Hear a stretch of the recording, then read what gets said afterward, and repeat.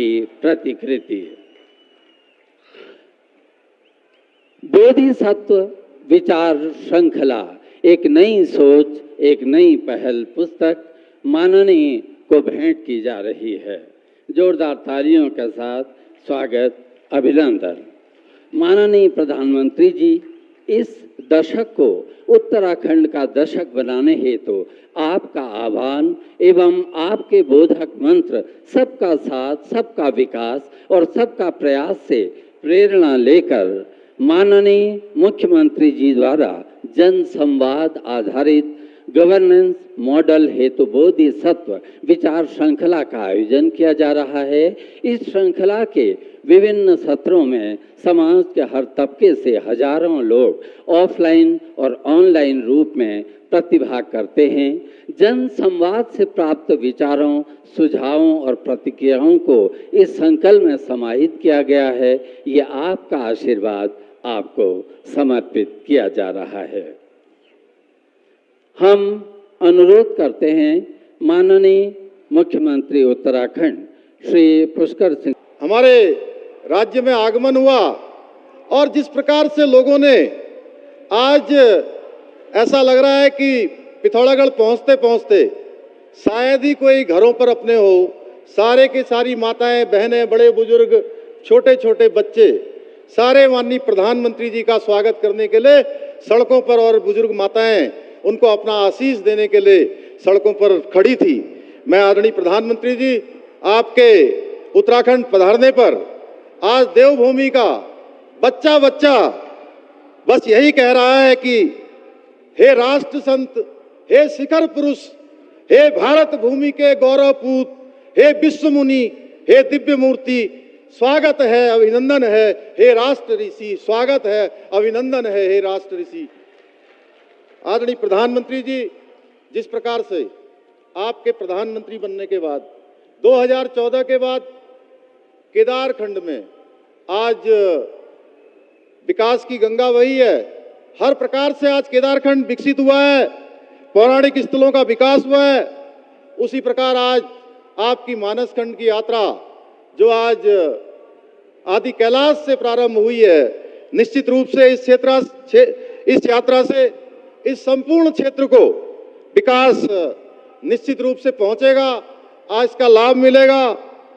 आदरणीय भाइयों बहनों, मैं बहुत ज्यादा न कहते हुए, क्योंकि आप सब लोग आदरणीय प्रधानमंत्री जी को सुनने के लिए आए हैं, लेकिन कुछ बातें जो आज आदरणीय प्रधानमंत्री जी के नेतृत्व में आज जिस प्रकार से हमारे देश की प्रगति हुई है, आज भारत जिस प्रकार से विश्व गुरु के पद पर आरूढ़ होने के लिए आगे बढ़ रहा है, पूरी दुनिया के अंदर भारत का मान सम्मान और स्वाभिमान और पहचान बढ़ी है।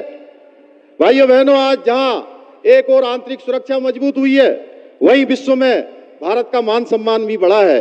चाहे अगर हम पिछली घटनाओं को याद करें, चाहे रूस यूक्रेन युद्ध का मामला हो, इस युद्ध के समय भारत के द्वारा जो कूटनीतिक परिपक्वता दिखाई गई, या अभी अभी जो संपन्न हुआ G20 का सम्मेलन, उस G20 के सम्मेलन में मैं आप सबकी तरफ से आदरणीय प्रधानमंत्री जी का आभार व्यक्त करना चाहता हूं कि हमारे राज्य में भी एक नहीं, दो नहीं, तीन G20 की समिट हमको भी आयोजित करने का अवसर आपने प्रदान किया। और इतना ही नहीं, जिस प्रकार से दिल्ली घोषणा पत्र पर सहमति हुई, जिस प्रकार से आज संपूर्ण दुनिया के अंदर, मैं पिछले दिनों आपसे ही आपका मार्गदर्शन लेकर उत्तराखंड के अंदर निवेश आए, इसके लिए मैं इंग्लैंड की यात्रा पर गया था। वहां मुझे विभिन्न इंग्लैंड सरकार के मंत्रियों से मिलने का अवसर प्रदान हुआ। तो जब वो G20 की चर्चा कर रहे थे और आपके नेतृत्व की बात कर रहे थे, तो मेरा सीना तो फूल ही रहा था। निश्चित रूप से मैं कह सकता हूं कि आपने जिस प्रकार से G20 के कारण पूरे भारत का सामर्थ्य, पूरे भारत की संस्कृति को दुनिया को दिखाने का काम किया है, 140 करोड़ भारतवासियों का सीना और मस्तक ऊंचा करने का काम आपने किया है। भाइयों बहनों, पिछले 9 वर्षों में हर भारतवासी के मन में देश के प्रति एक समर्पण का भाव जागृत हुआ है। सेना और सैनिकों की बात की जाए तो हम कैसे भूल सकते हैं कि पहली बार भारत में ऐसा नेतृत्व आया है जिसने सेना को दुश्मन की गोली का जवाब गोलों से देने का आदेश दिया हुआ है। आदरणीय प्रधानमंत्री जी के नेतृत्व में भारत की स्वर्णिम जो आध्यात्मिक और सांस्कृतिक चेतना है उसका पुनरुत्थान का एक कालखंड चल रहा है। आज माननीय प्रधानमंत्री जी के नेतृत्व में न केवल नया भारत एक राष्ट्र के रूप में हर प्रकार से संपन्न और समर्थ बन रहा है, बल्कि विश्व का नेतृत्व करने के लिए भी तैयार हो रहा है। आदरणीय प्रधानमंत्री जी का उत्तराखंड की धरती से जिस प्रकार का विशेष लगाव है, उनके मन के बातों के हम सारे एपिसोडों को देखेंगे तो सारे एपिसोड में उन्होंने उत्तराखंड के किसी न किसी प्रसंग का जरूर उल्लेख किया है, उन सब लोगों को आगे बढ़ाने का काम किया है। आपके कालखंड में 1.5 लाख करोड़ से भी ज्यादा की योजनाएं उत्तराखंड के लिए स्वीकृत हुई हैं। भाइयों बहनों, हमें पूरा विश्वास है कि आपके नेतृत्व और मार्गदर्शन में हमने जो उत्तराखंड को देश का श्रेष्ठ राज्य बनाने के लिए विकल्प रहित संकल्प जो लिया है वो उत्तराखंड का निश्चित रूप से कायाकल्प करेगा। आदरणीय प्रधानमंत्री जी, आपके द्वारा बाबा केदार के धाम में आपके मुंह से जो शिव रूपी शब्द निकले थे कि 21वीं सदी का तीसरा दशक उत्तराखंड का दशक होगा, यह हमें एक नए उत्साह और ऊर्जा से भर देता है। यह कथन हमें गर्व की अनुभूति कराता है, वहीं उस दूसरी ओर हर उत्तराखंडी को अपने कर्तव्य पथ का भी बोध कराता है।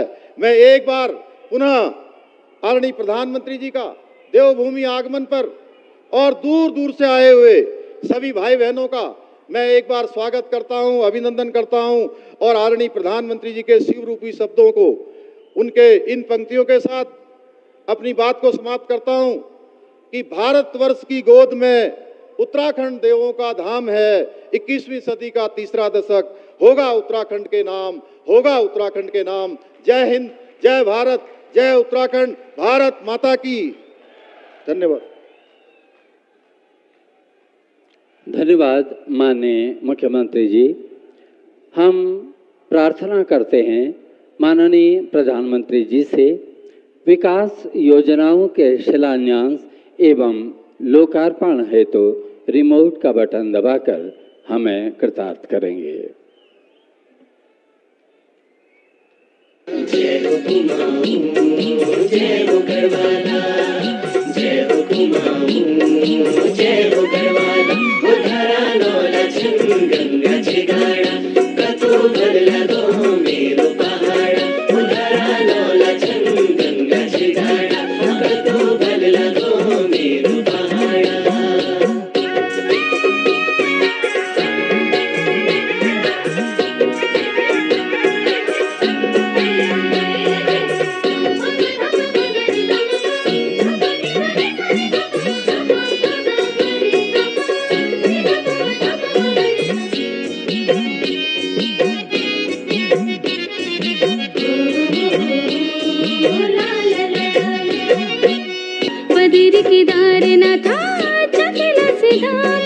गंगोत्री यमुनोत्री पंचचूली नामा, गंगोत्री यमुनोत्री पंचचूली नामा, पंचचूली नामा, पंचचूली नामा, पंचचूली नामा, पंचचूली नामा।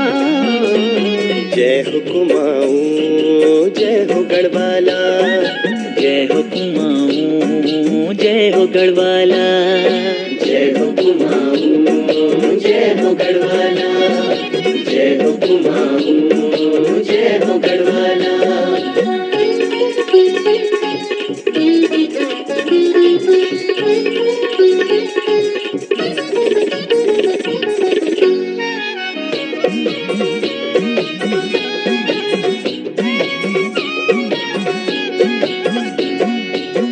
कल कल छल छल गनी गंगा गीत, कल कल छल छल गनी गंगा गीत, ठंडी हवा ठंडो पानी पहाड़ों का मीत।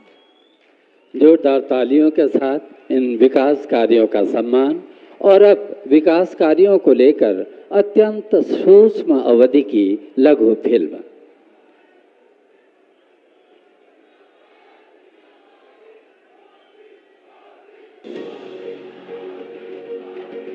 देवभूमि उत्तराखंड, जहां समग्र विकास का संकल्प हो रहा है सिद्ध।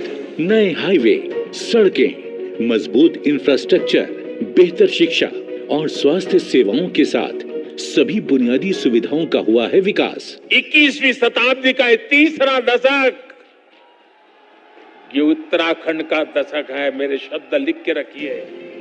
प्रधानमंत्री श्री नरेंद्र मोदी जी के दूरदर्शी नेतृत्व और मुख्यमंत्री पुष्कर सिंह धामी के निरंतर प्रयासों ने राज्य में चहुमुखी विकास को संभव किया है। विकास की इसी यात्रा को आगे बढ़ाते हुए प्रधानमंत्री जी के कर कमलों द्वारा लगभग 4,200 करोड़ रुपए की 23 योजनाओं का शिलान्यास और लोकार्पण किया जा रहा है। आज जिन कार्यों का शिलान्यास किया जा रहा है उनमें विभिन्न क्षेत्रों की योजनाएं शामिल हैं। किसानों की आय में वृद्धि के लिए 809 करोड़ रुपए की लागत से सघन सेब के बागानों की खेती और 304 करोड़ रुपए की लागत से 21,400 पॉली हाउसों के निर्माण कार्य। राज्य में उच्च स्तरीय शिक्षा को हर वर्ग तक पहुंचाने के लिए 129 करोड़ रुपए की लागत से 20 मॉडल डिग्री कॉलेजों में हॉस्टल और कंप्यूटर लैब। पर्वतीय क्षेत्रों में लोगों को उच्चतम स्वास्थ्य सेवाएं पहुंचाने के लिए 53 करोड़ रुपए की लागत से अल्मोड़ा के सोमेश्वर में 100 बेड का सब डिस्ट्रिक्ट अस्पताल और चंपावत में 50 बेड का हॉस्पिटल ब्लॉक। उत्तराखंड में मजबूत आपदा प्रबंधन तंत्र सुनिश्चित करने के लिए विश्व बैंक की सहायता से 474 करोड़ रुपए की लागत से 32 पुलों, अग्नि सुरक्षा के लिए बचाव उपकरणों और स्टेट इमरजेंसी ऑपरेशन सेंटर को अपग्रेड करने का कार्य। 178 करोड़ रुपए की लागत से नैनीताल के बलिया नाला में भूस्खलन की रोकथाम हेतु उपचार कार्य। राज्य में खेल कूद को बढ़ावा देने के लिए 42 करोड़ रुपए की लागत से रुद्रपुर में वेलोड्रोम और हल्द्वानी में एस्ट्रोटर्फ हॉकी ग्राउंड। मानसखंड मंदिर माला मिशन के तहत 29 करोड़ रुपए की लागत से जागेश्वर धाम, हाट कालिका और नैना देवी मंदिर में अवस्थापना सुविधाओं के विकास कार्य। और राज्य में कनेक्टिविटी के विस्तार के लिए 827 करोड़ रुपए की लागत से 5 स्थानों पर राष्ट्रीय राजमार्ग के 2 लेन एवं ढलान उपचार कार्यों का शिलान्यास किया जा रहा है। आज प्रधानमंत्री जी के कर कमलों द्वारा 10 विकास कार्यों का लोकार्पण दशक होने वाला है और आज मैं आदि कैलाश के चरणों में बैठ करके आया हूं। मेरे उस विश्वास को फिर एक बार दोहराता हूं।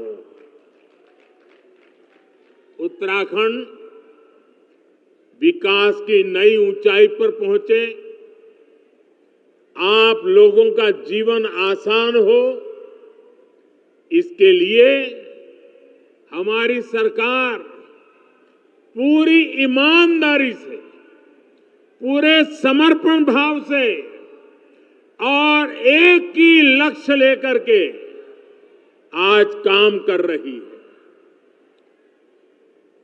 अभी यहां 4,000 करोड़ रुपए से अधिक के विकास कार्यों का शिलान्यास और लोकार्पण हुआ है।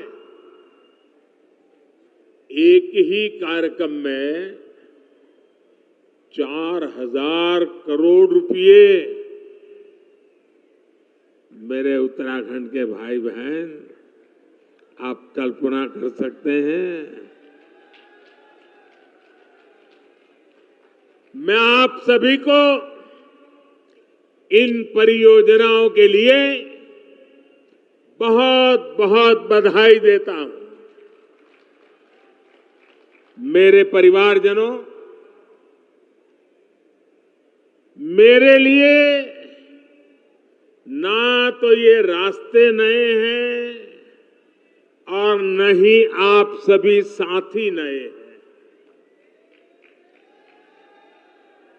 उत्तराखंड में अपनेपन की अनुभूति हमेशा मेरे साथ रहती है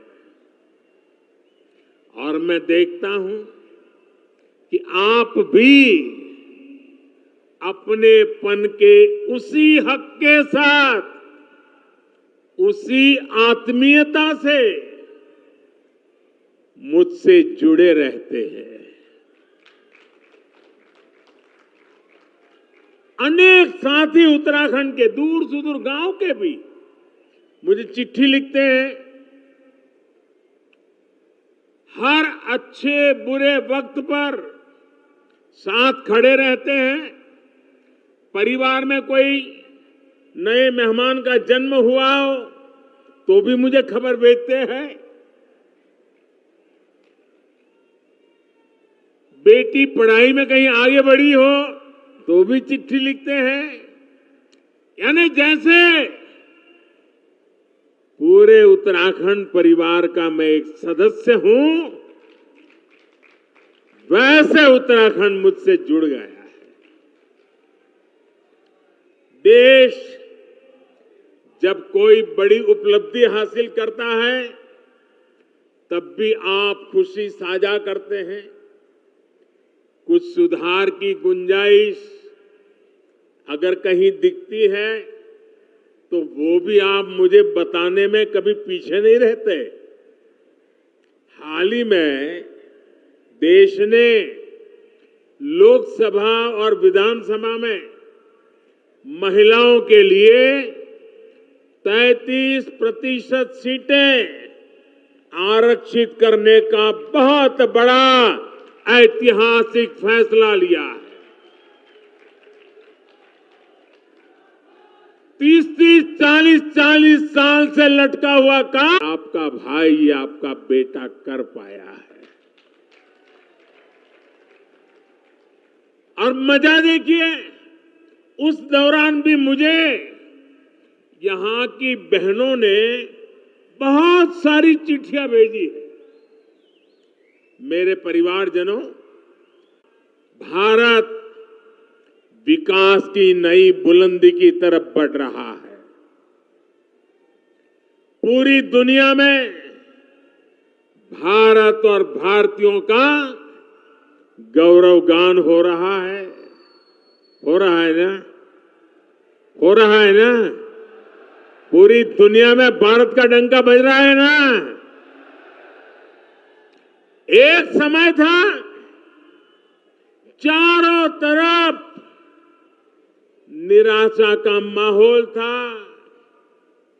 पूरा देश जैसे मानो निराशा में डूब गया था। तब हम लोग हर मंदिर में जाकर यही कामना करते थे कि भारत जल्द से जल्द मुश्किलों से बाहर निकले। हर भारतीय सोचता था कि हजारों करोड़ के घोटालों से देश को मुक्ति मिले। सबकी कामना थी कि भारत का यश बढ़े। आप देखिए, चुनौतियों से घिरी दुनिया में, दुनिया का हाल आप देख रहे हैं। चुनौतियों से घिरी दुनिया में भारत की आवाज कितनी बुलंद होती जा रही है। अभी कुछ सप्ताह पहले ही G20 का इतना बड़ा शानदार आयोजन हुआ। उसमें भी आपने देखा कि कैसे दुनिया ने हम भारतीयों का लोहा माना है। आप मुझे बताइए, जब दुनिया भारत का गौरवगान करती है, जब दुनिया में भारत का डंका बजता है, आप बताएंगे, जवाब देंगे? मैं पूछूं, जवाब देंगे? जब दुनिया में भारत का नाम ऊंचा होता है, आपको अच्छा लगता है? पूरी ताकत से बताइए, आपको अच्छा लगता है? जब भारत दुनिया को दिशा दिखाता है तो आपको अच्छा लगता है? ये सब किसने किया है? ये सब किसने किया है? ये मोदी ने नहीं किया है। ये सब कुछ आप मेरे परिवारजनों ने किया है। इसका यश आप सब जनता जनार्दन को जाता है। क्यों? याद रखिए क्यों? क्योंकि आपने 30 साल के बाद दिल्ली में स्थिर और मजबूत सरकार बनाकर मुझे आपकी सेवा करने का मौका दिया।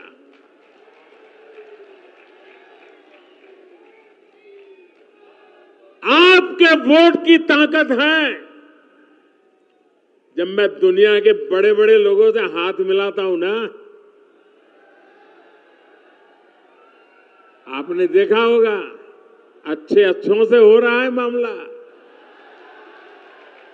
लेकिन जब मैं हाथ मिलाता हूं ना, तो बराबर आंख भी मिलाता हूं। और जब मेरी तरफ वो देखते हैं ना, तो मुझे नहीं देखते हैं, 140 करोड़ हिंदुस्तानियों को देखते हैं।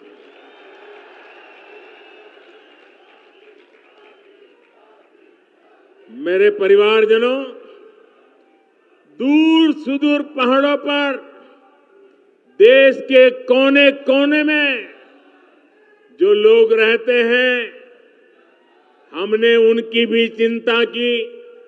इसलिए सिर्फ 5 वर्ष में ही देश में 13.5 करोड़ गरीबी से बाहर आए। 13.5 करोड़ लोग। ये आंकड़ा याद रखोगे? आंकड़ा याद रखोगे? कितने? 13.5 करोड़ लोग गरीबी से बाहर 5 साल में आना, ये अपने आप में दुनिया अचरज कर रही है। ये 13.5 करोड़ लोग कौन है? इनमें से बहुत सारे लोग आपकी तरह ही पहाड़ों में रहने वाले हैं, सुदूर इलाकों में रहते हैं।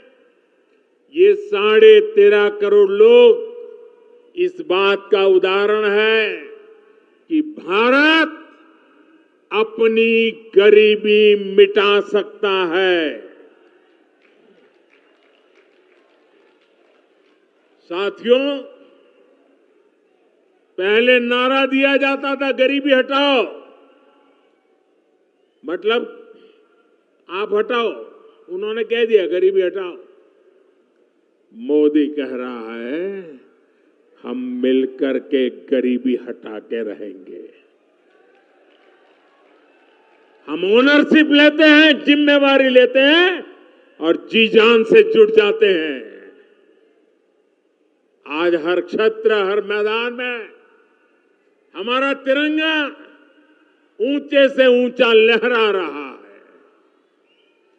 हमारा चंद्रयान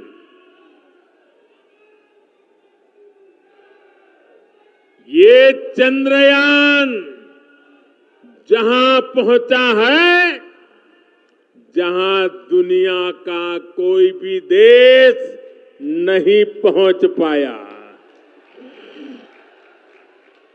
और भारत ने जहां अपना चंद्रयान गया है, उस स्थान को नाम दिया है शिव शक्ति।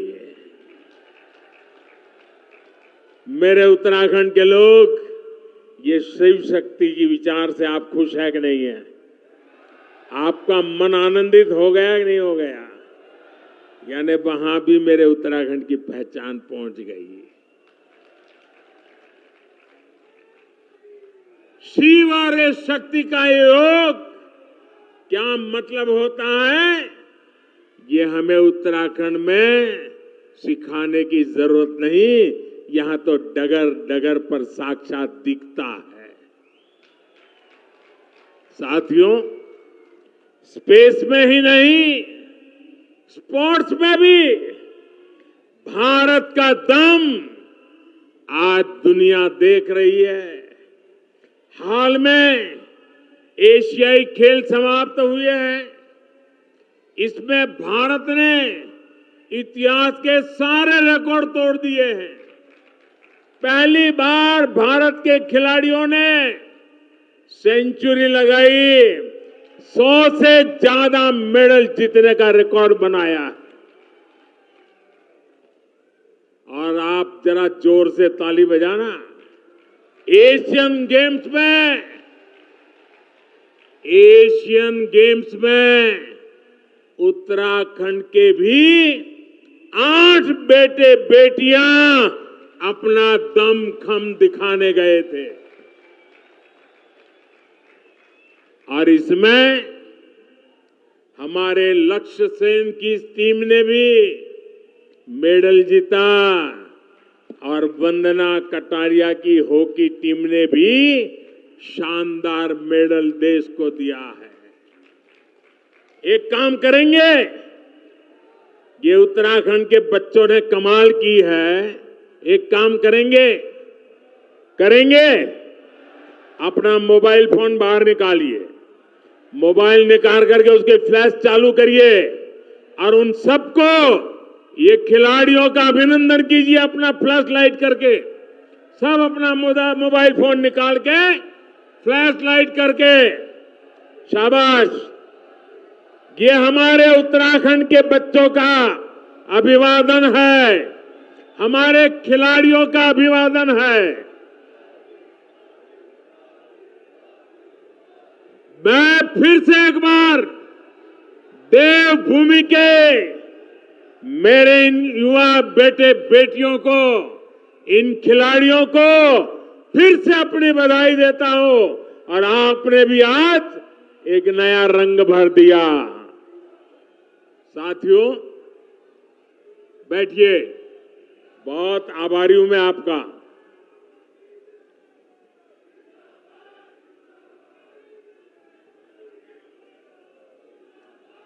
भारत के खिलाड़ी देश दुनिया में अपना परचम लहराए, इसके लिए सरकार खिलाड़ियों की पूरी मदद कर रही है।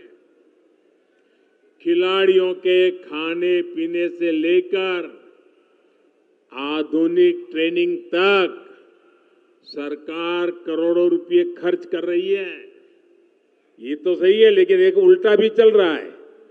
सरकार तो कर रही है, लेकिन लक्ष्य का जो परिवार है ना, और लक्ष्य जो है वो मुझे हमेशा जब विजयी होता है तो आपकी बाल मिठाई लेकर के आता है।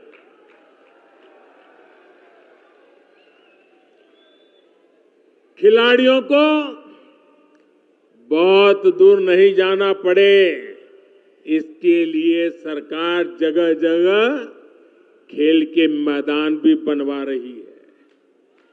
आज ही हल्द्वानी में हॉकी ग्राउंड और रुद्रपुर में वेलोड्रोम स्टेडियम का भी शिलान्यास हुआ है। मेरे नौजवानों, ताली बजाइए, आपका काम हो रहा है। इसका लाभ मेरे उत्तराखंड के युवाओं को मिलेगा। मैं धामी जी और उनकी पूरी टीम को भी बहुत बहुत बधाई भी देता हूं, बहुत बहुत शुभकामनाएं भी दूंगा, जो राष्ट्रीय खेलों की तैयारी में पूरे जोश से जुटी हुई है। बहुत बहुत बधाई आपको और आपकी पूरी टीम को बधाई। मेरे परिवारजनों, उत्तराखंड के हर गांव में देश के रक्षक हैं।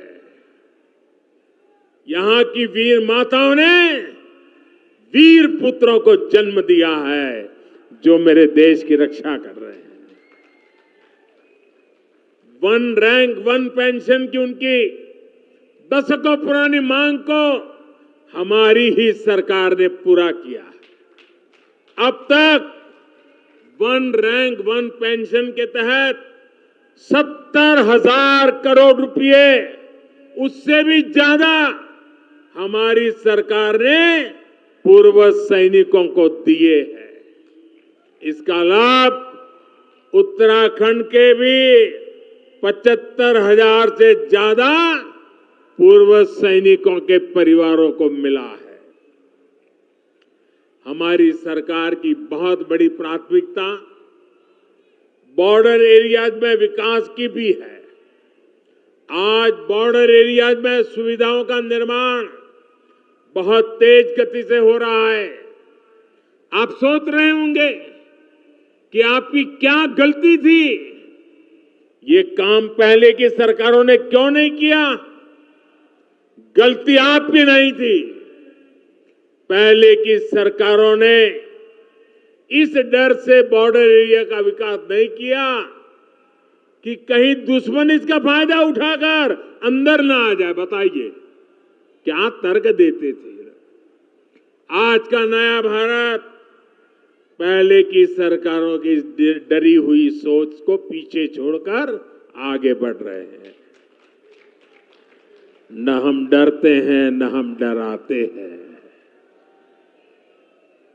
भारत की पूरी सीमा, उस पर हम आधुनिक सड़कें बना रहे हैं, सुरंगें बना रहे हैं, पुल बना रहे हैं।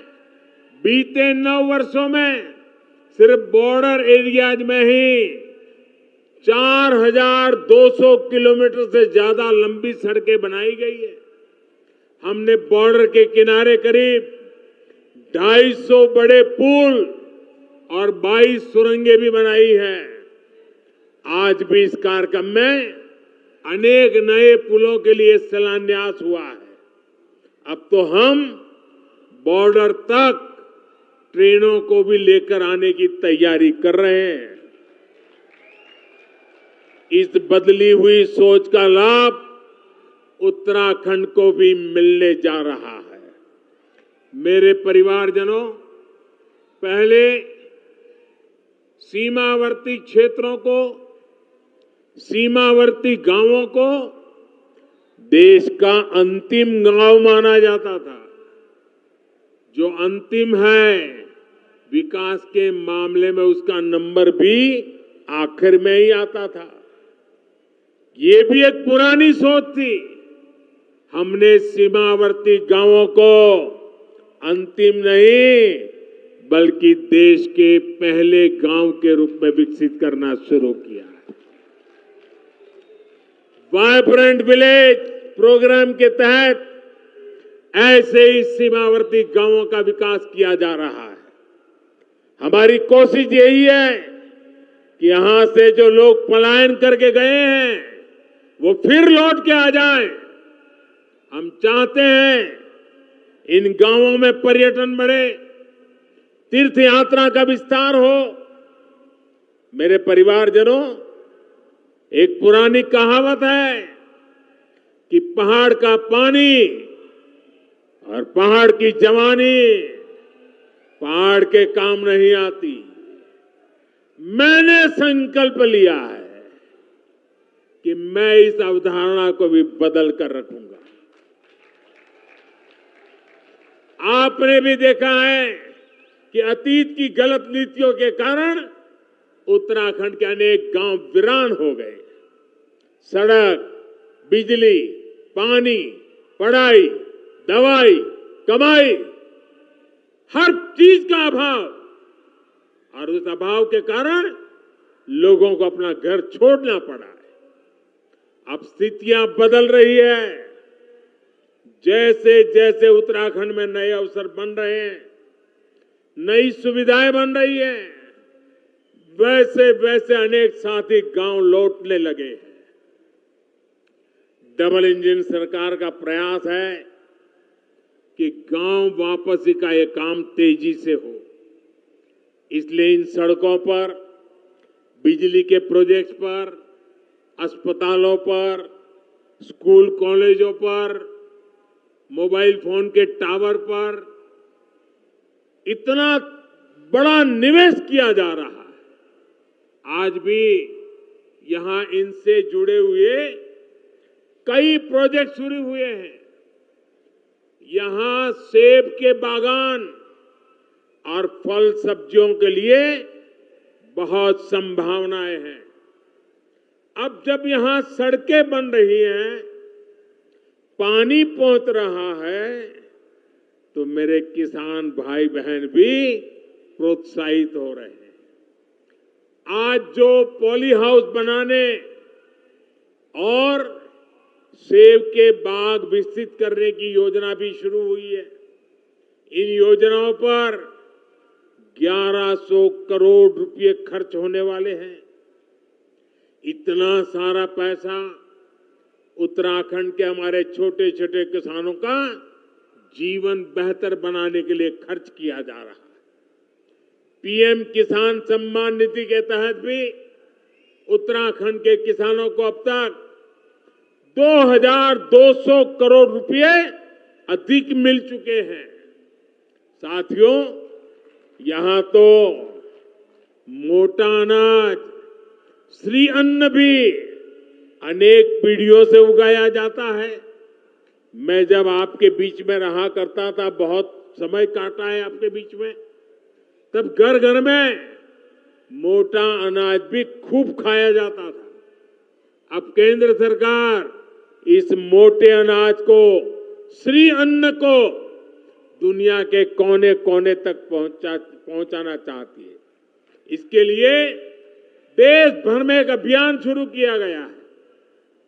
इनका भी बहुत बड़ा फायदा हमारे उत्तराखंड के छोटे किसानों को मिलने जा रहा है। मेरे परिवारजनों, हमारी सरकार माताओं बहनों की हर मुश्किल, हर असुविधा को दूर करने के लिए प्रतिबद्ध है। इसलिए हमारी सरकार ने गरीब बहनों को पक्का घर दिया।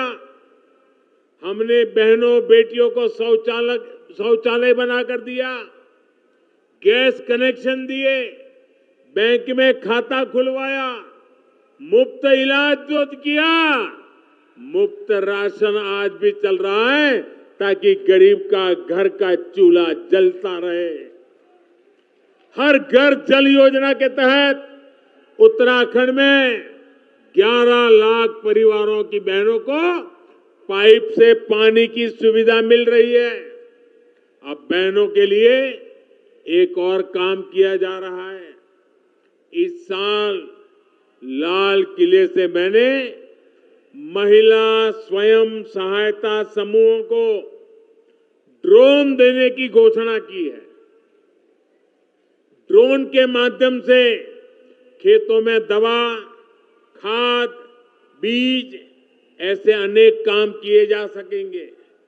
अब तो ऐसे ड्रोन भी बनाए जा रहे हैं कि फल सब्जियों को निकट की सब्जी मंडी तक पहुंचा सके। पहाड़ में ड्रोन से दवाओं की डिलीवरी भी तेजी से करा सके। यानी महिला स्वयं सहायता समूहों को मिलने वाले ये ड्रोन उत्तराखंड को आधुनिकता की नई ऊंचाई पर ले जाने वाले। मेरे परिवारजनों, उत्तराखंड के तो गांव गांव में गंगा है, गंगोत्री है। यहां के हिम शिखरों में शिवजी और नंदा विराजते हैं। उत्तराखंड के मेले, कौथिक, थौल, गीत संगीत, खान पान अपनी विशिष्ट पहचान रखते हैं। पांडव नृत्य, छोलिया नृत्य, मांगल गीत, फुलदेई, हरेला, बगवाल और रम्माण जैसे सांस्कृतिक आयोजन से ये धरती समृद्ध है। लोक जीवन के स्वाद, रोट, अरसे, जंगोरे की खीर, कफली, पकोड़े, रायता, अल्मोड़ा की बाल मिठाई, सिग्योरी, इनका स्वाद कौन भूल सकता है। और ये जो काली गंगा की भूमि है, उस भूमि से तो मेरा नाता भी बहुत रहा है। यहां चंपावत स्थित अद्वैत आश्रम भी, उससे भी मेरा गहरा संबंध रहा है। वो मेरी जिंदगी का एक कालखंड था। मेरी कितनी ही यादें यहां के इंच इंच जमीन पर पड़ी हुई है।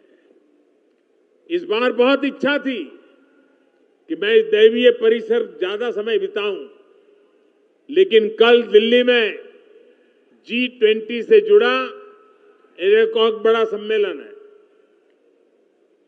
सारी दुनिया के पार्लियामेंट के जो स्पीकर हैं G20 के, उनका एक बहुत बड़ा समिट है और इस वजह से मैं अद्वैत आश्रम चंपावत नहीं जा पा रहा हूं।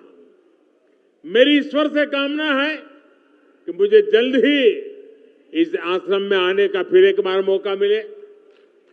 मेरे परिवारजनों, उत्तराखंड में पर्यटन और तीर्थ यात्रा के विकास से जुड़े डबल इंजन सरकार के प्रयास अब रंग ला रहे हैं। इस वर्ष उत्तराखंड में 4 धाम यात्रा के लिए आने वाले श्रद्धालुओं की संख्या 50 लाख के आसपास पहुंच रही है। सारे रिकॉर्ड टूट चुके हैं। बाबा केदार के आशीर्वाद से केदारनाथ धाम के पुनर्निर्माण से जुड़ा पहला चरण पूरा हो चुका है। श्री बद्रीनाथ धाम में भी सैकड़ों करोड़ रुपयों की लागत से अनेक काम हो रहे हैं।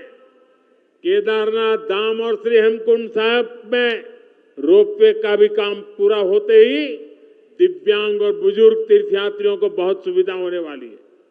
हमारी सरकार केदारखंड के साथ साथ, और मैं आज इसलिए आया हूं, मुझे मानस खंड को भी उस ऊंचाई पर ले जाना है।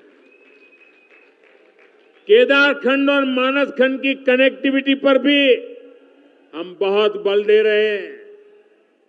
जो लोग केदारनाथ बद्रीनाथ धाम जाते हैं वे जोगेश्वर धाम, आदि कैलाश और ओम पर्वत भी आसानी से आ सके, ये प्रयास किया जा रहा है।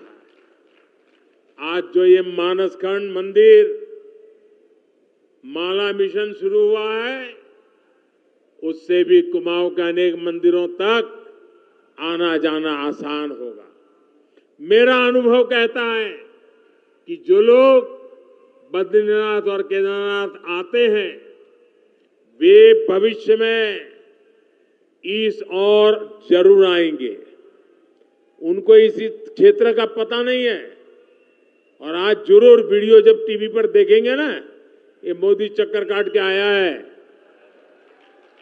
आप देख लेना, हर एक को करेगा यार कुछ तो होगा। और आप तैयारी करो, यात्रियों की संख्या बढ़ने वाली है। मेरा मानस खंड धम धम होने वाला है जी।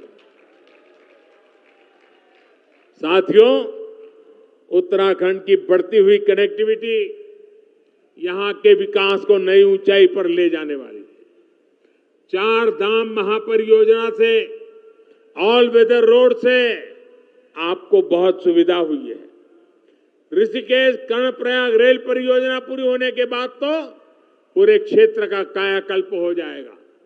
इस पूरे क्षेत्र में उड़ान योजना के तहत सस्ती हवाई सेवाओं का भी विस्तार किया जा रहा है। आज ही यहां बागेश्वर से करनाली चीना तक, गंगोली हाट से अल्मोड़ा तक और टनकपुर घाट से पिथौरागढ़ तक की सड़कों का काम शुरू हुआ है। इससे सामान्य जन को सुविधा के साथ साथ पर्यटन से कमाई के अवसर भी बढ़ेंगे। मुझे खुशी है कि यहां की सरकार होम स्टे को प्रोत्साहन दे रही है। पर्यटन तो एक ऐसा सेक्टर है जहां सबसे अधिक रोजगार है और कम से कम पूंजी लगती है। आने वाले समय में तो टूरिज्म सेक्टर का बहुत अधिक विस्तार होने वाला है, क्योंकि पूरी दुनिया आज भारत आना चाहती है, भारत को देखना चाहती है, भारत को जानना चाहती है। और जो भारत को देखना चाहता है वो उत्तराखंड आए बिना भारत को देखना उसका पूरा नहीं हो सकता। मेरे परिवारजनों, बीते समय में उत्तराखंड जिस तरह प्राकृतिक आपदाओं से घिरा रहा, उससे भी मैं भली भांति परिचित हूं। हमने अपने बहुत से स्वजन खोए हैं। प्राकृतिक आपदाओं से निपटने के लिए अपनी तैयारी को हमें बेहतर करते रहना ही है और हम करते रहेंगे। इसके लिए आने वाले 4-5 सालों में उत्तराखंड में 4000 करोड़ रुपए खर्च किए जाएंगे। उत्तराखंड में ऐसी सुविधाओं का निर्माण किया जाएगा जिससे आपदा की स्थिति में राहत और बचाव का काम तेजी से हो सके। मेरे परिवारजनों, ये भारत का अमृत काल है। ये अमृत काल देश के हर क्षेत्र, हर वर्ग को सुविधा, सम्मान और समृद्धि से जोड़ने का काल है। मुझे पूरा विश्वास है कि बाबा केदार और बद्री विशाल के आशीर्वाद से, आदि कैलाश के आशीर्वाद से हम अपने संकल्पों को तेजी से सिद्ध कर पाएंगे। एक बार फिर इतना प्यार देने के लिए 7 किलोमीटर, मैं सचमुच में मेरे पास वर्णन करने के लिए शब्द नहीं है। मैं हेलीकॉप्टर से निकला, 7 किलोमीटर यहां आया और आने में भी देर इसलिए हुई, 7 किलोमीटर दोनों तरफ वो ह्यूमन चेन नहीं थी, ह्यूमन वॉल थी। ऐसी भीड़ लगी थी और जैसे परिवार में कोई अवसर हो वैसे उत्सव के कपड़े पहनकर, शुभ प्रसंग के कपड़े पहन करके मंगल वातावरण में माताओं के हाथ में आरती, फूलों के गुलदस्ते आशीर्वाद देने से वे रुकते नहीं थे। ये मेरे लिए बड़ी भावुक क्षण थी। मैं आज पिथौरागढ़ को और पिथौरागढ़ जिले के सब लोगों को, इस पूरे खंड को, मेरा मानस खंड, उसने आज जो प्यार बरसाया, उत्साह दिखाया है, मैं शत शत नमन करता हूं, आपका आभार व्यक्त करता हूं। एक बार फिर आप सभी को बहुत बहुत शुभकामनाएं। मेरे साथ बोलिए, दोनों हाथ ऊपर करके पूरी ताकत से बोलिए, भारत माता की, भारत माता की, भारत माता की। बहुत बहुत धन्यवाद।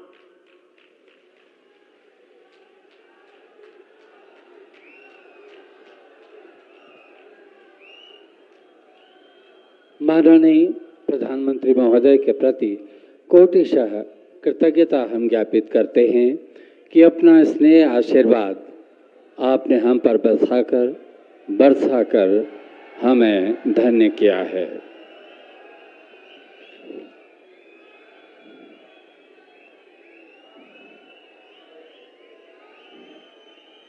पुनः सभी का अभिवादन स्वीकार।